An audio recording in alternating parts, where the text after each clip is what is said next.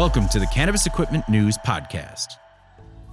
Hi, I'm David Manti, and welcome to a new episode of the Cannabis Equipment News Podcast. With me today is Dr. Mike McCormick, VP of Strategy at FloraWorks. Thank you very much for joining me today. Thanks for having me, David. Yes, our second attempt after the brush with the fire in our office building. So, sorry, thank you very much for coming back, man. Sure thing, no problem. Glad to see you guys down over there. Yeah, you know, the longer you're in this space, you realize, like, we need to move because we're getting all the signs, you know? Like, a weekly siren is a good idea that you should get out of the building. But before we get started, please make sure to like, share, and subscribe to the podcast. You can also help us out a lot by leaving the podcast a positive review on whatever platform you use. If you want to email the podcast, you can reach me at David@Cannabis Equipment News with email the podcast in the subject line. You can also subscribe to our daily newsletter. Make sure you get it delivered to your inbox first. Well, Mike, I always like to start with a little bit of background. So how was it that you came to cannabis? Good question. For me, it's a bit of a complicated story that involves, personal interest, research, and even my interaction with the world of technology law. And so I can start by saying I've been interested in cannabis on a personal level my entire adult life, and even down to the science of it. And I am a scientist by training. And that sort of leads me to how I got started in cannabis science. So I obtained undergraduate degrees in chemistry and biochemistry from the University of Michigan.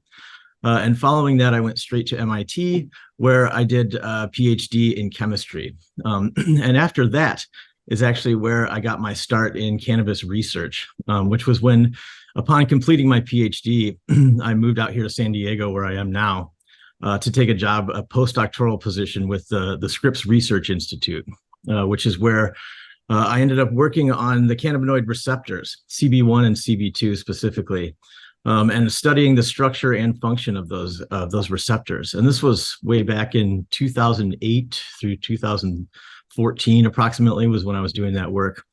So some time ago in terms of the scheme of cannabis science these days, but yeah, so that was where I got my start in cannabis research and working on the actual receptors. After that, after completing that postdoc, I moved in sort of back into the world of, I guess, pharma chemistry, where I took positions, two positions in particular, back in Boston, working for patent law firms, where I was helping attorneys obtain patents on pharmaceutical drugs and processes relating to those drugs.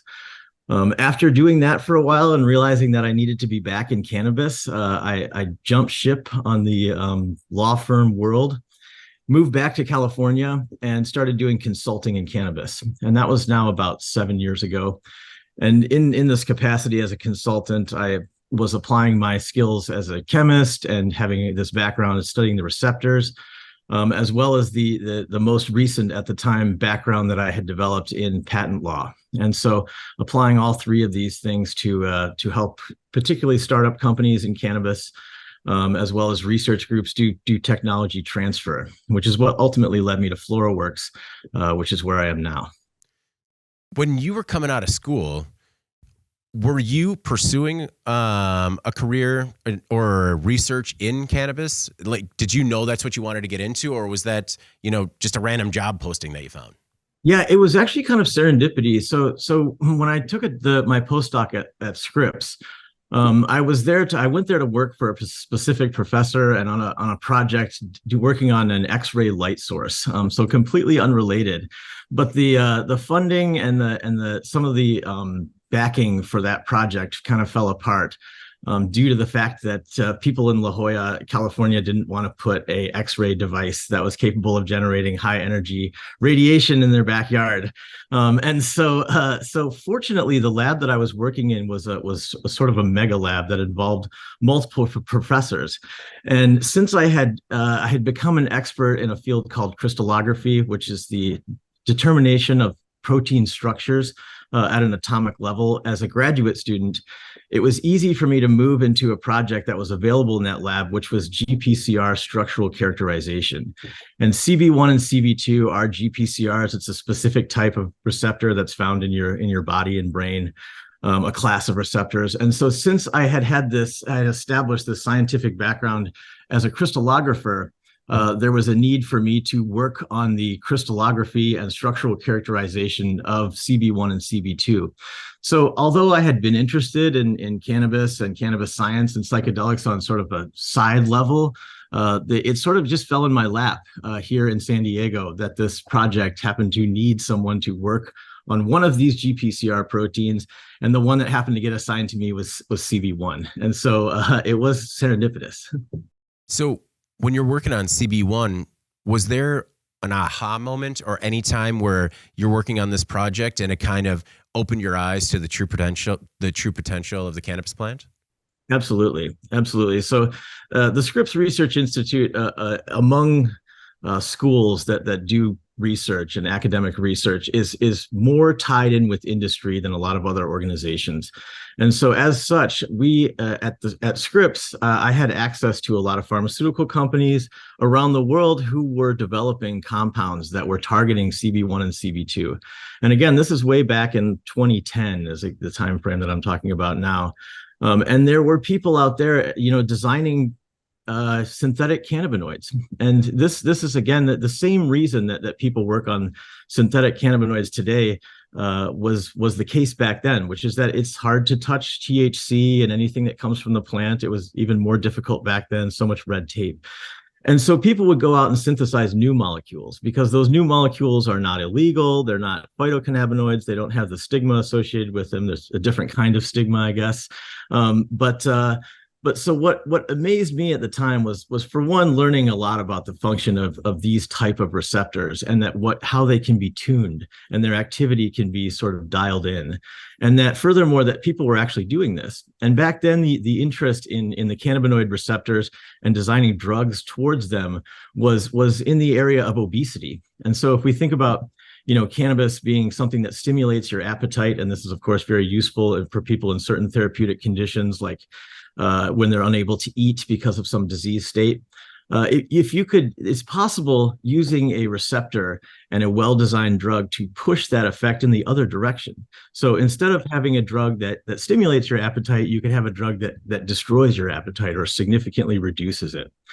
And so this was early on in the world of cannabinoid receptor targeted drug design, an interest back then that, okay, well, we can create an anti-obesity drug using the cannabinoid receptors. And that's sort of a possible aim, and that's something that was attractive at the time. But to me, what I learned from that is like, wow, there are a lot of things that you can treat via the cannabinoid receptors potentially, and they range from all the things that we are familiar with when it comes to cannabis: pain, appetite, mood.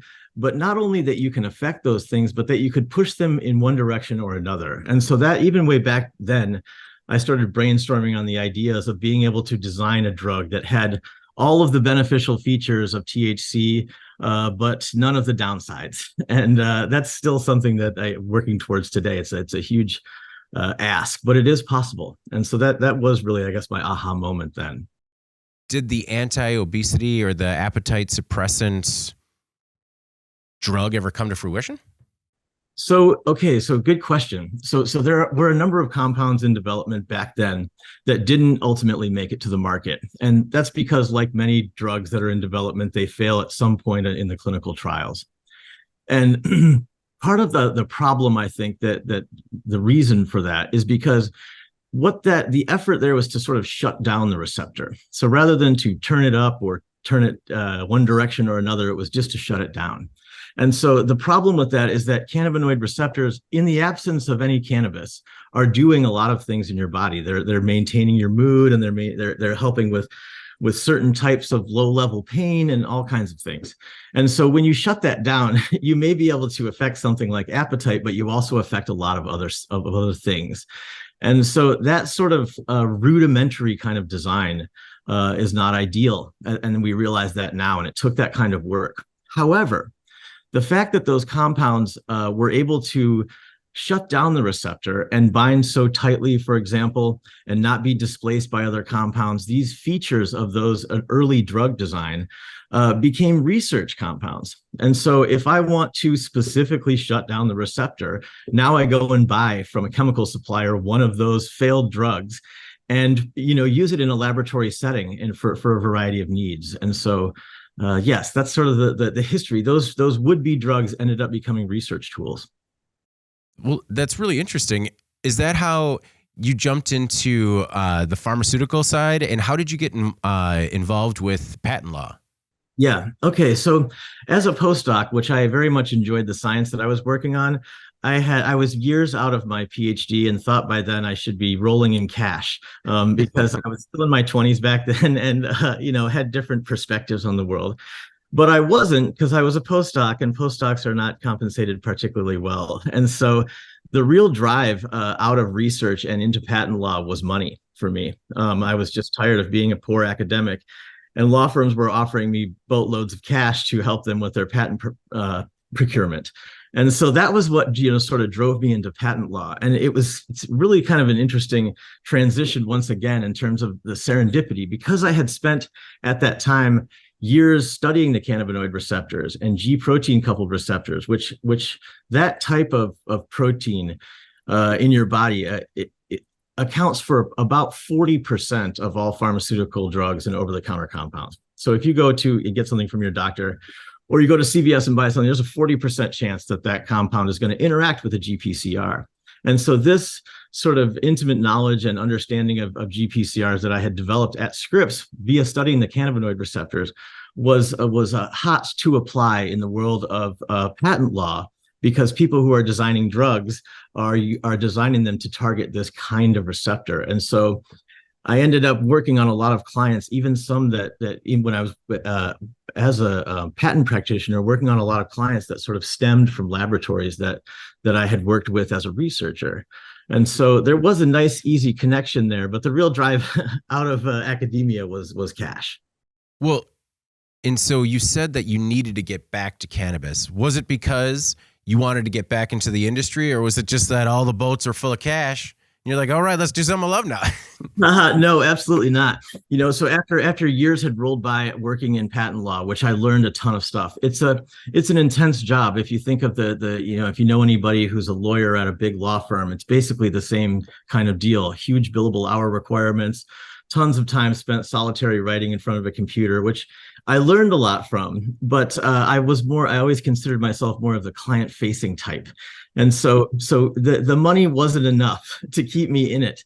But what I was able to take with me, the portable part of all of that work, was an underlying knowledge of how big pharma protects their inventions and their drugs, and exactly how they do that. The details of how that's handled. Of course, all of this work as a early career patent practitioner is assisted by attorneys who have lots of experience, and that's still how I operate today when I do patent law in cannabis. But to me, I was excited by the fact that, hey, I now have this whole tool set that's not only cannabis science, but now patent law in my pocket. And that if I could, then seeing new opportunities in cannabis and new opportunities to consult and even potentially find jobs, allowed me to sort of more easily move out of patent law and say, all right, I'm done doing this. This isn't totally for me. I got out of the poverty state that I felt that I was in as an academic, and I was ready to take all of these tools and not thinking about the cash anymore, and just being focused on what I wanted to achieve. At that point, allowed me to sort of refocus my efforts, move back to California, and get into cannabis and start consulting using all of this knowledge that I had amassed. So, looking at where pharmaceutical patents are right now, what is the landscape for cannabis patents? Great question. It's something I spend a lot of time steeping in these days, and a lot of clients that I've had in the past are interested in that exact question. And I'll tell you the short answer. First of all, I could go on for another 2 podcasts on that one. It's great. It's a series. No. Yeah, exactly. But I'll tell you that the short answer is this. there is opportunity out there for cannabis companies and anybody doing cannabis science to obtain patent coverage on their technology. There's plenty of opportunity for that. A lot of people don't do it. And the reason they don't do it is because it costs a ton of money and it takes a long time. And I think you even sort of hinted at, and I'm sure you've experienced through your time in cannabis, that there's a lot of effort on let's get paid tomorrow or let's get paid today even for what's coming out. And there's not necessarily a long enough lens by a lot of those working in the upper echelons of cannabis, from my experience, that are willing to sink the time and money into patent prosecution that needs to be done to get patents. So the opportunities are there.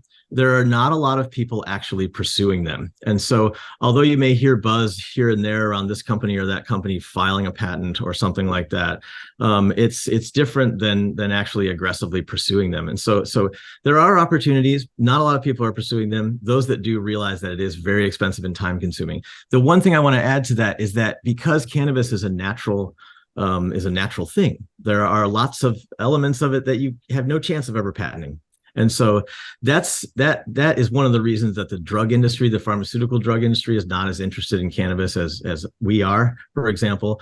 But because there is sort of a reduced patentability on things that come from nature. So it's not about patenting the plant. Is it about the process into how you use what you take from the plant? Yes. So in terms of like what types of patents do people get in the world of cannabis science is it sounds like what you're asking. Yes. That's much more succinct and understandable. Yes. No. Yes. I mean, this stuff is so complicated. So patenting the plant, no one can do that. No one can do that. If something exists in nature and is known, it's out of the realm of patents. Now that's a broad statement, and there are ways sort of to, I guess, work around that, or work about that are entirely legal. And so for example, it is possible to get a plant patent. There's a specific type. Patents fall into multiple categories. There's utility, provisional, design. Plants is one of them. And it's historically something that people don't pursue patents on. Pharmaceutical companies have no interest. People that generally work with plants don't do this. So for a lot of reasons, the plant division at the patent office is not very busy. However, of recent times, there's been interest in cannabis. And that's the reason is because it's easy to get a plant patent relative to others. Okay. But the thing about it is that you have to do certain things to prove that in preparation to get a plant patent. You have to asexually reproduce it. You have to actually send a sample of the plant to the patent office. So only until just recently, like for example, DC's cannabis laws changing, could you legally send a cannabis plant to the USPTO. And so these are some of the things that one could do around a plant. And I would like to note here that if you are working in plant genetics, cannabis plant genetics, or you are a grower who does extensive work on your strains, you should consider the possibility of certain types of plant patents. I know everyone's thinking trade secrets, and we can get into that at some point as a way to protect your things. But if you have awesome genetics, it's worth something considering. That's the plant. Now, most of the patents that I work on are on molecules or on ways of making them or uses for them. Okay. So for example, let's say that I extract a minor cannabinoid from a cannabis plant. Okay. That minor cannabinoid exists in nature and is known in science. Typically, you can find some paper going back even 100 years to where some chemist has identified that phytocannabinoid. So getting what's called a composition of matter patent, which is the sort of holy grail in the patent world, on that compound is impossible. There are certain extremely rare situations where one might be able to get a patent on such a thing, and that would involve purifying that compound to a completely unnatural level, for example, and then covering that extremely purified state, for example. That would be one possible way that someone could get a composition of matter patent on a phytocannabinoid, but it's probably not ever going to happen. What people do get patents on is uses for them. So let's say that I, again, purify some minor cannabinoid from a cannabis plant, and then I work with an academic institution that studies some disease, and that I run trials using this purified cannabinoid with those academic institutions and determine that it has some sort of effect on a disease state or some indicator for a disease state, then suddenly I have a use for this cannabinoid that's never been established before. Okay. And so as such, I can go to the patent office and say, here, I have this compound. Yes, it's naturally occurring. I'm not trying to cover the patent on that. I'm more trying to get a patent on the use of this compound to treat disease X. That is where the patent space is happening a lot in cannabis and psychedelics as well. So natural compounds with new uses or first established uses. Okay, and so that has to come from data. It can't come from anecdotal information like, say, oh, everybody knows cannabis is good for sleep. That's not enough information for the patent office to give you a patent on cannabis for sleep. You actually have to go and run some experiments that would connect it. And so hopefully that answers what you were asking for. No, it does answer my question. So is cost the only deterrent? And have you seen companies out there that could have been protected by patents that have otherwise been, the victim of some, like, essentially trade theft? Yes, it happens. There's also a lot of times, because there are certain things in cannabis that a lot of people are doing and they're similar to one another. For example, extraction is just an example.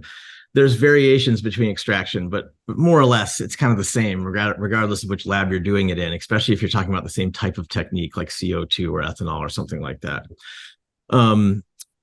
So yes, there is some crossover, and I do think a lot of people worry about having their stuff stolen.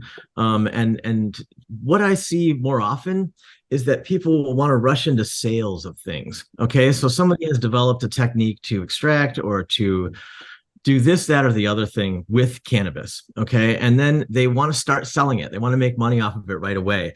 But there is something called an on-sale bar in the world of patent protection, which says that if you start selling something that you've invented, and there's lots of definitions for invented in this case, but that you've invented, it doesn't necessarily have to be a trinket or a device or something like that. It could be an extracted product, for example.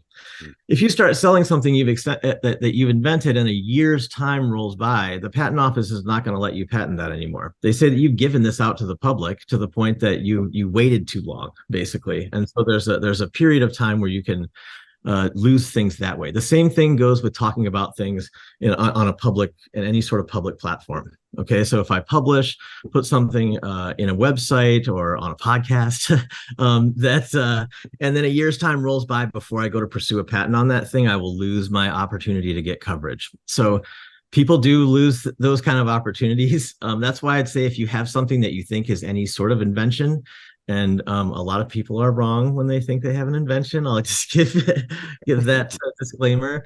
But it's important to not sell it yet, and not even offer for sale. So it's like you can't say, oh, I'm going to go behind and say, hey, does this company want to buy this technology? You can't do that. You have to go ahead and pursue patent protection on it first. And so, yeah.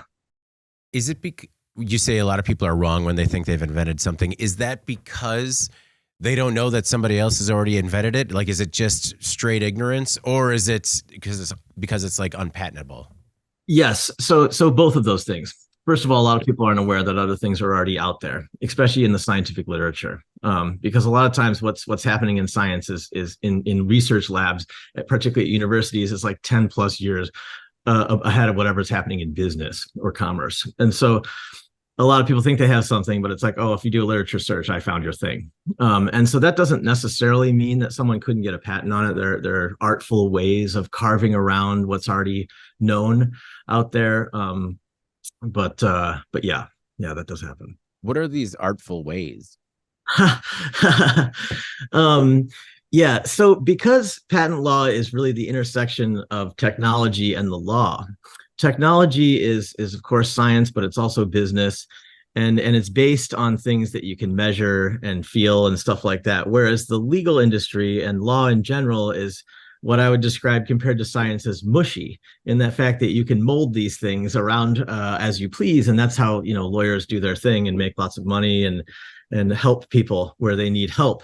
And so what I'm saying is that it's possible to say, for example, let's say that I've come up with a compound that's a new derivative of a cannabinoid, and that somebody else out there working on a completely different type of drug, say at a pharmaceutical company, has synthesized a bunch of compounds. And when they go to protect those compounds in terms of patents, they're going to cover those individual compounds, but a lot of related ones that they know they could make. And the patent office will allow you to do this. So it kind of says, look, I've made A, B, and C, and this is a well example that I can also make D, E, F, and G. And they'll get you patent coverage for A through G. Okay, even though I haven't made some of those compounds. And so this gets extreme to the point where you have patents that cover thousands, hundreds, and even thousands of compounds, where the company has only made, say, a few dozen. And so it's possible that your compound that you just came up with, or that you synthesized, or that you found a new use for, is actually covered by someone else's cloud of coverage over a bunch of compounds. So in a way, I shouldn't be able to get a patent because somebody already has it. But I can show the patent office that, hey, they were actually studying their drugs for use as lubricants, and this is a cancer med. And that thing, they actually only made 8 of those compounds, and this falls into this sort of category of things that they didn't actually make but thought they could, and aren't actually studying this. And if you go look at this company, they're not selling this compound. So in a way, 2 people could have patents on the same kind of thing, which is not supposed to happen. But in cases like that, if your attorneys and the technical folks that you have working on your patent applications and your patent prosecution are knowledgeable enough and resourceful enough, can find ways to get things past the patent office that others couldn't. Okay. Because when you're talking about it being mushy, I guess my basic understanding of patents was that it just needed to be like X percentage different in order to get a patent on it. Is that applicable or true? Usually, yeah. So for example, especially if you're talking about a formulation, like this, formulations are pretty straightforward. Let's say I've got 10% THCV, 80% CBD, and 10% THC. That's a formulation, and if I was able to get a patent on it, which somebody might be able to get that, then if somebody had percentages that were just outside those ranges and tried to get a patent on that, they probably could. Okay.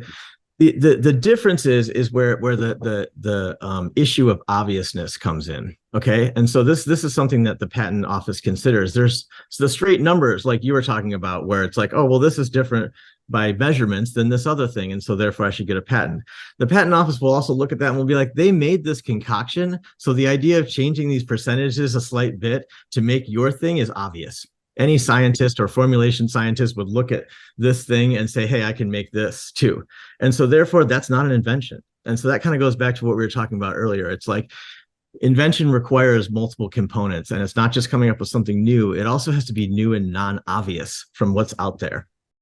Okay. What are your thoughts on the potential for therapeutic use for cannabis? The sky's the limit. Yeah. and so there are so many things. I mean, I truly believe in cannabis and the medicinal power of it. I experience it myself in many ways, and we all know the anecdotes. I mean, how many people know that somebody sleeps better on cannabis, or somebody is less anxious, or somebody can get their job done on cannabis, or that's just the way they need to unwind. There's a zillion things. And that's just getting into like the sort of feels that one gets from recreational cannabis. The therapeutic world, the sky is the limit. Okay. I mean, there are hundreds of compounds in cannabis plants that could be potential medicines. Okay. And we know this, and there are some examples out there. We have Sativex and Epidiolex as actual pharmaceutical drugs that are just THC and or CBD in ratio. And so that's the 2 most abundant cannabinoids, and they already is curing childhood epilepsy. And so there are so many things that one could extract, but the way to get there is it's fun to be excited about that, but there's a lot of work that has to be done between now and actually getting that medicinal value out of the cannabis plant from a pharmaceutical and supplement and individual compound perspective. Of course, people can treat various things. Sometimes I treat my grumpiness with a specific cannabis strain that works really well for that. But that kind of broad thing is not going to work for the FDA and for the regulatory bodies that want to understand these things once taken all apart. And so as such, the way to access that all the medicinal value of cannabis is to go through and pull out individual compounds and study them and study their toxicology and determine uses for them and work with academic groups that are willing to study those and run the cellular assays and mouse trials and eventually clinical trials with people.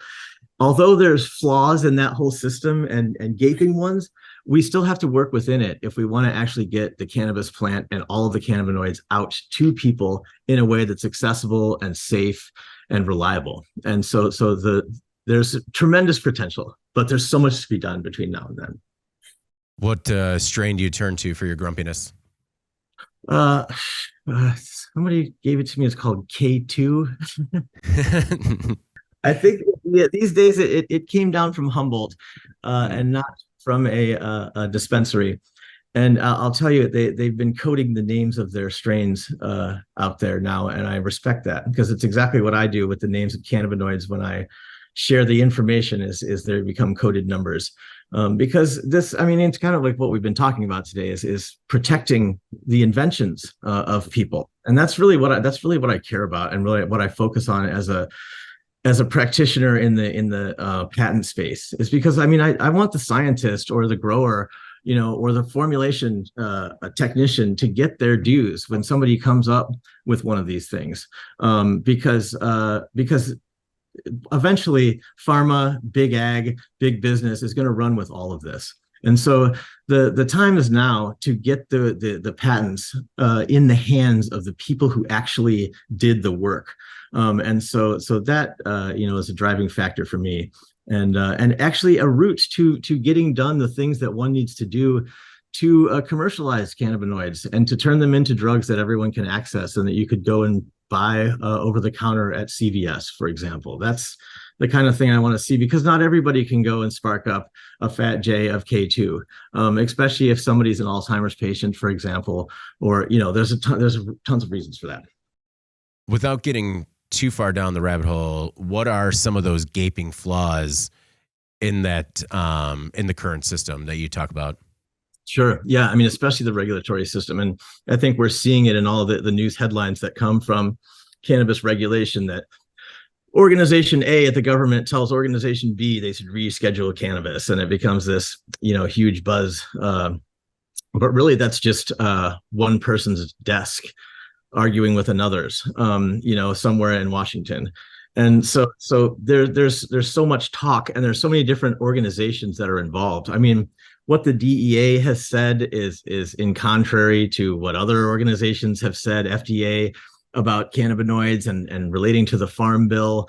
And so the gaping hole, I would say, is just poor communication and an inability for certain elements of the government to sync up with one another, because they're pulled in directions and move slow and are responding to the public in some cases, but more often than not, it's political motivation.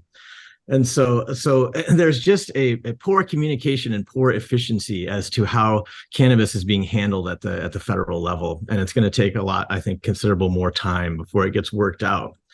But in the meantime, it is possible to work within the system. And actually, if you work with cannabinoids, it's actually kind of a good time right now because of what the Farm Bill and allows via any derivations from hemp. I mean, you can take hemp, extract CBD, and do tons of chemistry on that CBD, and you're all still considered hemp. So is that part of what drew you to FloraWorks, is to kind of how far down the path the company already was in terms of cannabinol or CBN, and the study that they conducted for its effects for sleep? Yeah. So that sleep study was kind of started before I arrived. So I've been consulting for FloraWorks for a year or so before I came on as VP of strategy. And so that sleep study that you're referring to, which I'm glad you brought up because I'd like to talk about, had just been initiated by the time that I started working with them. So I got to see that roll out. And so no, the answer was no, it wasn't where they were. In fact, there were other companies that were considerably further along in terms of drug development, or just as a company in general, that, were of interest to me. But it's all about the people at FloraWorks. I mean, I had spent like I said before going on board formally, a year working with particularly 3 individuals at FloraWorks, who are the CEO and 2 other chemists, who are just stellar people. And so, that was really what was my driving force for joining FloraWorks. But since you brought it up, I'd like to talk about the sleep study. Yeah, so FloraWorks is the first, as far as we're aware, at least the first people to run a double-blinded, placebo-controlled clinical study of CBN for sleep. And this is CBN in the absence of anything else. It's not like a combination with CBD or THC.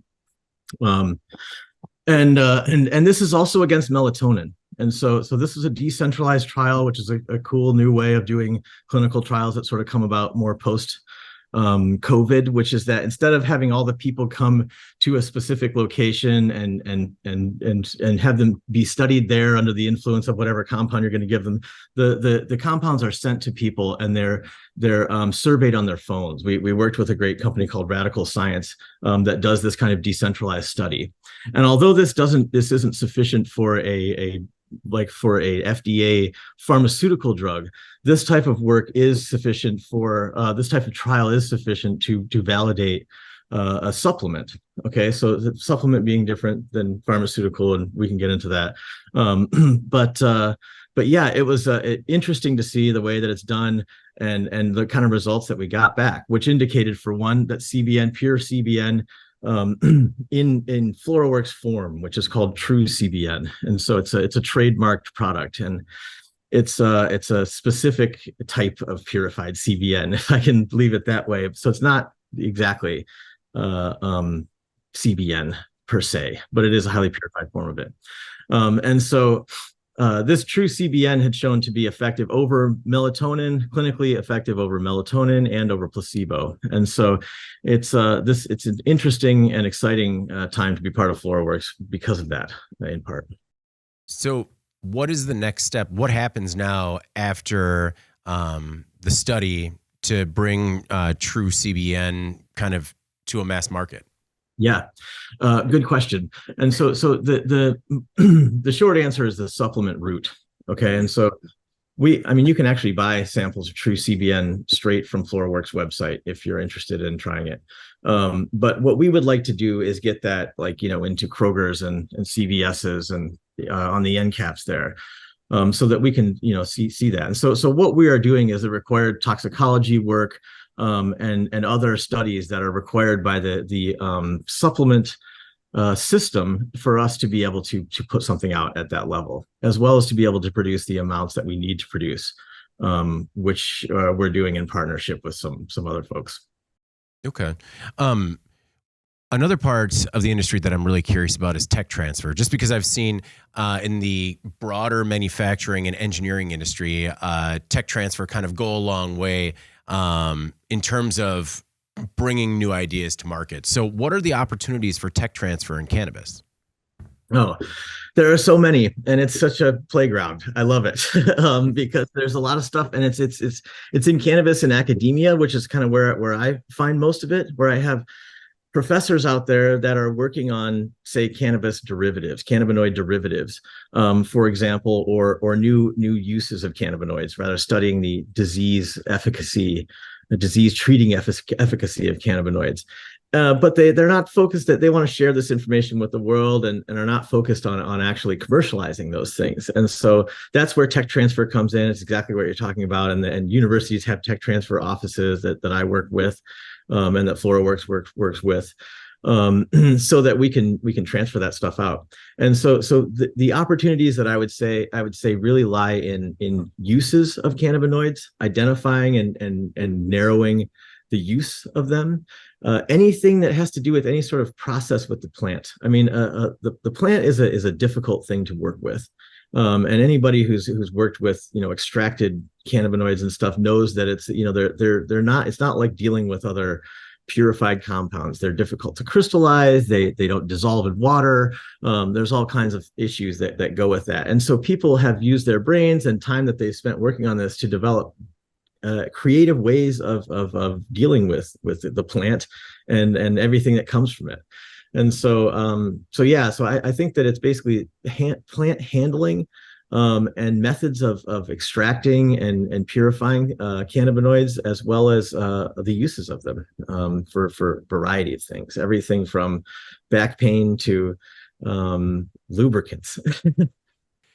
So, do you have any projects that you have your eyes on right now? And what do you look for in an academic partner? Like, how do you determine whether or not, like, not, I don't want to say legitimate versus not a legitimate, but maybe a project that has a little bit more legs in terms of commercialization?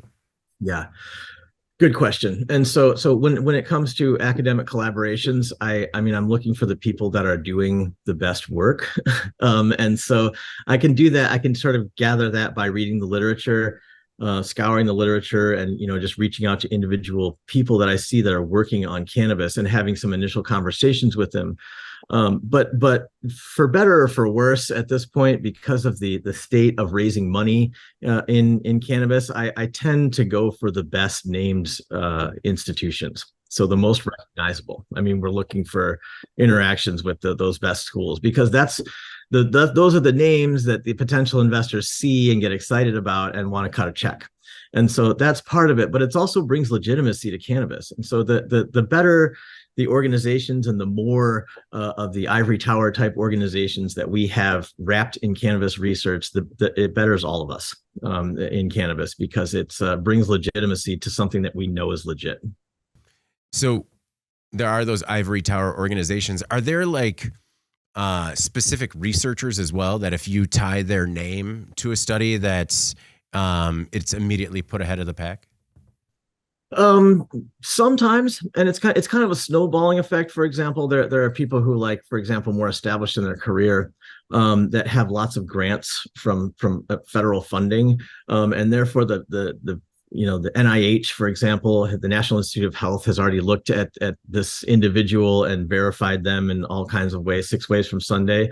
And so if we associate ourselves with such an individual, and for example, like FloraWorks is doing this with Dr. Pamela Maher, who's a tenured professor at the Salk Institute for Biological Studies, and has made a career studying all types of botanical compounds, including CBN, with us. And so yes, there are individuals that, well, they're really established, but then again, there's not a lot of people know names in academia, and unless you're talking about like Neil deGrasse Tyson or something like that, somebody who's something, then most people don't even know who they are. And so a lot of times it's more about associating with, oh, this is with MIT, or this is with UW-Madison or something like that. Yeah. So yeah. I mean, I feel like Neil deGrasse Tyson is at that point now where he's beyond the work and would just have his own strain. Agreed. So one of the things that I read is that you hope to shape FloraWorks in their strategic direction. What do you look to accomplish? Drug development. Yeah. I mean, we're looking to study and commercialize individual cannabinoids that people haven't really seen or interacted with before. And so, strike out the top 6 or whatever that come to mind and go down the list. I mean, those are some of those that we're interested in.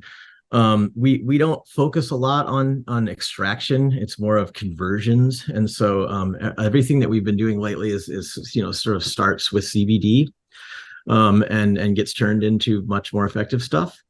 And so, but what I'm working towards is a next generation drug development platform within FloraWorks. And so using computational technology to identify biological targets for cannabinoids and cannabinoid inspired compounds, which is what I call derivatives.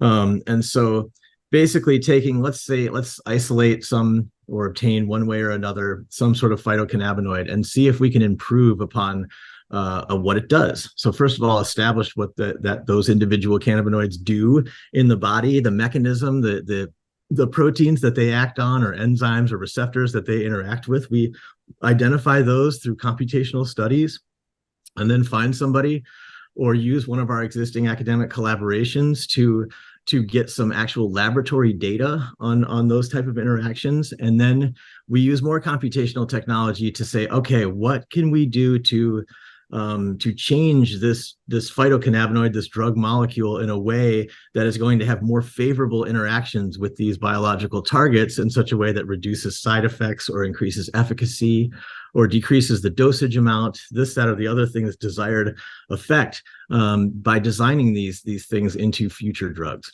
And it's all based on and inspired by cannabis and cannabinoids. So that entire process, from like an outsider, sounds incredibly expensive. Is there the same issue with capital and trying to find the resources to accomplish that? Is FloraWorks struggle with that, as we've seen kind of other operators struggle in the industry? Yeah, I mean, across the board. I mean, so FloraWorks really is at once in the cannabis industry, but also in the biotech industry, and tending more that direction. And so you're dealing with different pools of investors and different interest level when it comes to basically, are we looking at cannabis investors or are we looking at biotech investors? And it's a different sort of way of telling the story for each kind of group. But yes, so these issues with getting funding are across the board. They affect everybody. But the thing about it is that what that does is it makes those that do have the cash to invest in something really critical, because it's not like, oh, let's just cut checks for everything. It's like, all right, well, I can really only make one investment. It's better be a really good one. And actually that for FloraWorks is a great place for us to be, because we stand out because we're doing a lot of things that other companies are not willing to or not able to. And when it comes to, if you compare us to anybody working in cannabis, whereas if you compare us to the pharmaceutical industry or biotech in general, we're touching cannabinoids, which most of them have no interest in ever touching, to their loss. And so we're in a good space. So for FloraWorks, things are okay. But yes, it is generally tough out there, especially right now with the financial situation and in raising cash. And yes, you do need a lot to do these things I want to do. So in general, how would you describe the current state of cannabinoid science? Chaos. And it really relates back to, like, we're all kind of waiting for what regulators are going to say and trying to operate within this sort of jarbled situation that's going on with federal regulators and how they want to handle cannabis and cannabinoids. At the moment, as I mentioned earlier, it's kind of good, because if you do things right, then you can operate entirely under the Farm Bill. And when I say do things right, I mean do things in a way that allows you to freely operate without the stress of licensing surrounding cannabinoids and cannabis. You can operate in the cannabinoid space just under the Farm Bill, only using hemp, quote unquote, even though you're doing a lot of non-hemp stuff. Okay. I hear a lot that there's still so much that is undiscovered, so many molecules and parts of the plant that remain undiscovered in cannabis. Is that your interpretation as well? Is there still a whole frontier out there that we haven't even scratched the surface of? Yes. And it's to the extreme. I mean, you always see these papers, I mean, everywhere from academic publications going back, I mean, literally almost 100 years now. You hear people pointing out that cannabis has so many compounds in it. And so if you think about all the cannabinoids, they're from a plant perspective, they're secondary compounds. If you look at plant biology, they're called secondary compounds because they're not required for it to live. The plants and plants make lots of compounds that they need to live. For example, chlorophyll, can't function without chlorophyll. All the cannabinoids and all the terpenes are all made by the plant as a defense, in the same way that caffeine is made by cocoa beans, and spearmint, makes certain compounds in there. It's to ward off animals. And so there's no other example out there of a plant that makes more secondary compounds than cannabis. Okay, and so we have this gift from nature, which is this crock pot full of potential drugs, and that can be accessed. And so I think I might have lost where we were going. No. There. In terms of yes. So I do think there is tons of options out there, and even more than people quote, because I look at the terpenes even as potential, having potential medicinal value. For example, there's a paper, an academic publication in the journal Proceedings of the National Academy of Science, which is one of the best journals out there. That's from 2008, I think it is, 2008 or 2010, which is entitled very explicitly, Beta Caryophyllene is a dietary cannabinoid, something along those lines. And I've always wondered why it's yet to have someone pick this up. And I haven't done this because I've been focused on other things. But what this paper basically shows is that beta caryophyllene, which is one of the top terpenes that you'll find in any cannabis strain, when isolated and studied, showed that it basically reduces appetite. And so again, you're back at this, kind of full circle with the drug design, back to appetite reduction. And here's something that's considered just a flavor and a fragrance, and it's actually might as well be as powerful medicinally as THC or CBD or any of these other compounds in the right context. And so, in addition to all the cannabinoids that one could potentially extract therapeutic value, there's also potentially all the terpenes. With your pedigree, you could pretty much go into any industry, or you could go anywhere you want.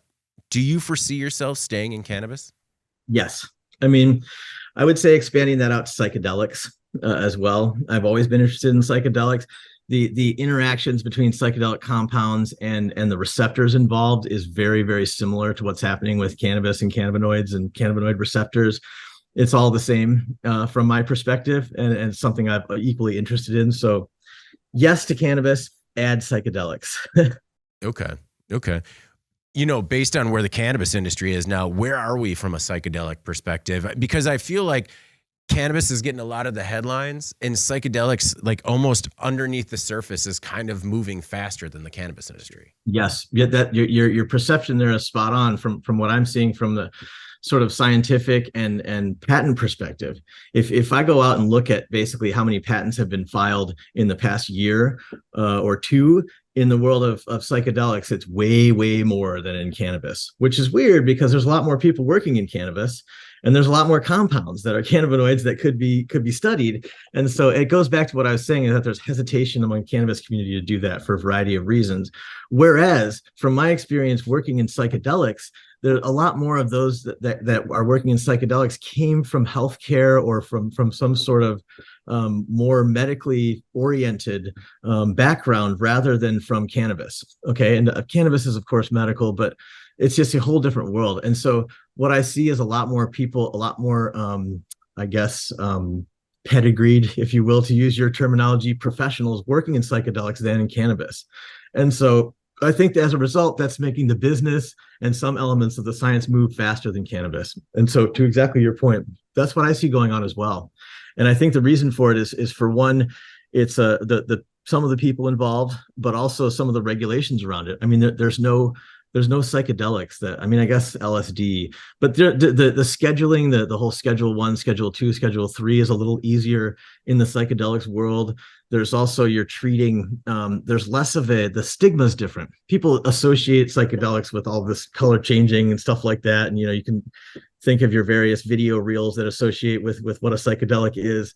But outside of that, it just doesn't have such negative connotations as cannabis does. And so I feel like it's a little bit less of an uphill battle if you're going to work in psychedelic science rather than cannabis science. Okay. Yeah, I guess there wasn't like a psychedelic madness equivalent. Exactly. Exactly. It's all just viewed as mind expanding and something that, elites and intellectuals are into.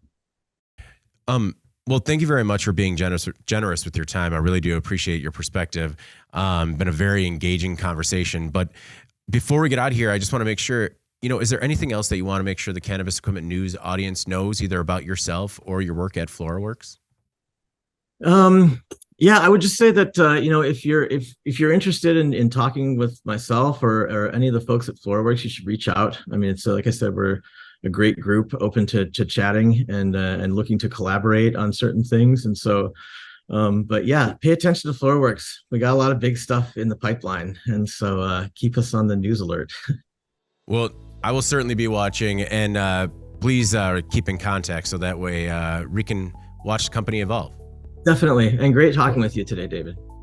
Excellent. Well, before we get out of here, please make sure to like, share, and subscribe to the podcast. You can also help us out a lot by leaving the podcast a positive review on whatever platform you use. If you want to email the podcast, you can reach me at david@cannabisequipmentnews.com with email the podcast in the subject line. You can also subscribe to our daily newsletter. Make sure you get it delivered to your inbox first.